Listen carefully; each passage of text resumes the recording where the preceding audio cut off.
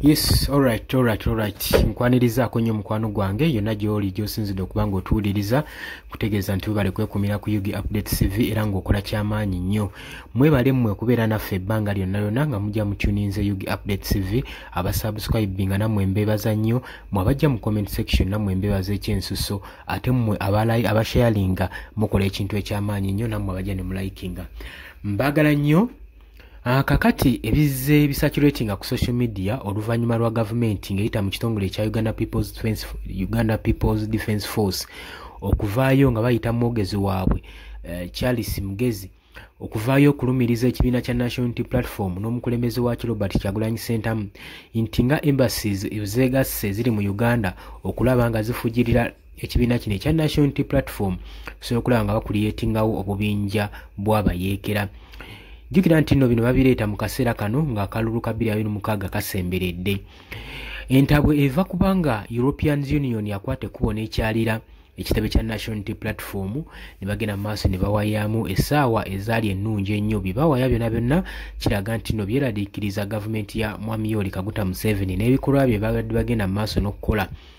Ekifo ky'okutuuka ekiseera ne beddako ne beebuulirira ne batandika okuteeka ebintu in a upright way, bagenze maaso n'okuba nga balumiriza Robert Kyagulanyi Ssentamu era bagamba balumiriza mbu nga balina obujulizi mbu okusaturatinga eggwanga lyonna nga bamanyi obubinja buno bwe bazze bakwata babujja mu bifo eby'enjawulo ne mu districts ez'enjawulo. Kakati Robert Kyagulanyi Ssentamu omukulembeze w'ekibiina kya National Unity Platform yavuddeyo n'agamba nti no oyo kalebule ebiboogera byanjwanja bagezaako kwewolereza ku ebyo babadde bagenda mu maaso n'okukola kuba balaba ebitongole bino oba embassy zino zibadde zigenda mu maaso n'okumonitalinga emize gyabwe egy'okuwamba okutta saako n'okuba bannamawulire abagezaako okuba nga beerula amazima eri eggwanga. Kakati Robert Kyagulanyi Ssentamu yagambye nti no bye boogerako bagenda maaso n'okuba nga bafabricatinga nga batondawo ebigambo ebisobola okubeera nga bibawolereza. Y'ensonga lwaki olaba bagezezaako okuba nga batanikinga erinnya n'ekibiina n'oludda olw'opposition nti bagenda maaso n'okuba nga bagetinga involved n'obuguruupu bw'abayeekera mbw abasinga babalabyeko nga bakola bbomu saako n'okukwata electrical centers ezisinga zonna nga bakola bbomu ez'enjawulo. Bino bibadde bigambo bya mwogezi w'amagye aga UPDF Charles Magezi. Wabula ye Robert Kyagulanyi Ssentamu agamba nti entabwe yeetoolodde wano kyemuba temubuusa maaso nti European Union bwe bakwata ekkubo ne batindiga eggendo ne bagenda mu ggulu ne basinkana Sali Musale muganda wa Mwami Yoweri Kaguta Museveni baawaya ku nsonga ez'enjawulo mwe mwali n'okulabula General Muhoozi Kainerugaba ng'abagamba nti General Muhoozi Kainerugaba yagenda maaso n'okuba nga abawooninga nga wagenda obbakwata n'okubagoba mu ggwanga erya Uganda era ng'agamaanyi agayina.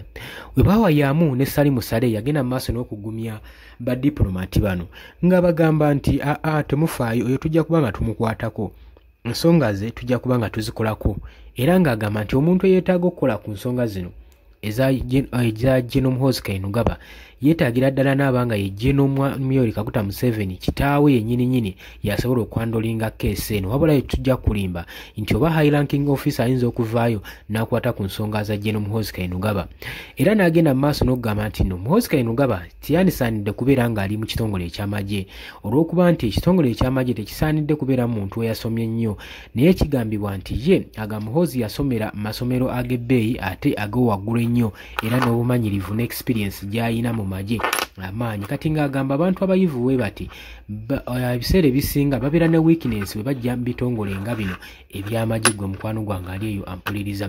Kaakati newankubaddeyo byayogera tewalabikawo hope okugyako eyali mu bigambo naye tewalabikawo action nti nno General Muhoozi Kainerugaba agenda kubanga adisipliningibwa. Jjukira nti ne Mwami Yoweri Kaguta Museveni ensonga gy'asinga okuwa eyamuyisisa etteeka lino erya UPDF Amendment Bill ya 2025 eryakayisibwa jjojjuze mu Parliament okwata basiviliani obawozeseza mu kkooti y'amagye. Agamba bill eno mainly estakinze oba epointinze kukuzza empisa mujje erya UPDF nenga buli omu yeewunyanga Mwami Yoweri Kaguta Museveni wabanga ayagala kuzza mpisa lwaki teyasookedde ku mutabani we Muhoozi Kainerugaba. Kakati ye Robert Kyagulanyi Ssentamu omukulembeze w'ekibiina kya National Unity Platform ali ku ludda olw'opposition agamba gavumenti byagitudde mu katu olw'okuba nti eyagala promotinga project Muhoozi ate ng'eno amawanga ageebunaayira Western Powers batandise okuba nga babawooninga. Abagamba nti no singa temukomya ku mutabani wammwe oyo agenda battira diplomatic relations wakati wa Uganda n'amawanga ageebunaayira omuli erya Germany omuli European Powers. Zonna zonna ezigenda maaso n'okubanga zealayingibwa ku ggwanga erya Uganda kitegeeza kigenda kubanga kyaffectinga trade saako ne investment nga ba investors bagenda kuba tebakyajja mu ggwanga erya Uganda singa Muhoozi agenda maaso n'okubanga awooninga ba diplomati bano wekigambibwa. Kati Robert Kyagulanyi Ssentamu agamba ezo ensonga ze zaavuddeko kale buli yonna gwe boogera bali mu kutya bali mu fiya bagenze maaso n'okutya olw'ensonga nti nno bo bennyini balaba tebasobola kukwata ku Muhoozi ate nga mu Uganda kigambibwa temuli oli above the law temuli muntu n'omu nga ali above the law. Wabula ng'ebyo bitadde ku bbali twalabyeko ambassador wa United Nation commissioner wa United Nation ng'avuddeyo ng'agenda maaso n'okulabula Mwami Yoweri Kaguta Museveni alemetteeka mukono ku tteeka lye lino libaakakulu eryakafulumizibwa mu parliament erya UPDF amendment bill ery'okuwozesa ba civilian mu kkooti ng'agamba nti no tasobola kubeera ng'ano anyoomola biragiro bya Supreme Court kkooti ensukulumu webanga yakimala ddo kinoganya nti nno etteeka eyo terisaanidde era ne military court tesaanidde kukozesa ba civilian. Talaba nsonga lwaki government teteeka court orders mu order. Kitegeeza nti naanyoomola amateeka g'eggwanga nga ye omukulembeze. Kati omukulembeze waba asandise okunyoomola amateeka g'eggwanga kati olowooza ate bano baakulembera ne baatwala bo banaakola ki? Commissioner watu yagenze maaso n'okubanga ateekawo naye entiisa. Kati nno bino byabakubye ku mutwe nga balaba European Powers balinga abeegugumbudde abatudde mu lukwe olw'okujja Mwami Yoweri Kaguta Museveni ku ntebe gy'ayagala ng'ekirala. Newankubadde byonna byogera bisaturatinze naye Robert Kyagulanyi Ssentamu agamba nti nno awo bali mu kutya era bagezaako okubanga babikkirira emize gyabwe gye bazze bakola. Bagezaako okutondawo ebigambo kufabricating ebigambo ebiyinza okubanga bittattana ekibiina kyaffe n'erinnya lyaffe n'okututeekako weakness eri abalonzi baffe ab'omu Uganda naddala mu kano akaseera aka 2026 akalulu nga kengedde. Agamba babuliddwako bye batupaatiikako okusobola okulaba nga batukwata n'okusobola okulaba nga bakwata abawagizi bonna ab'ekibiina kya National Unity Platform.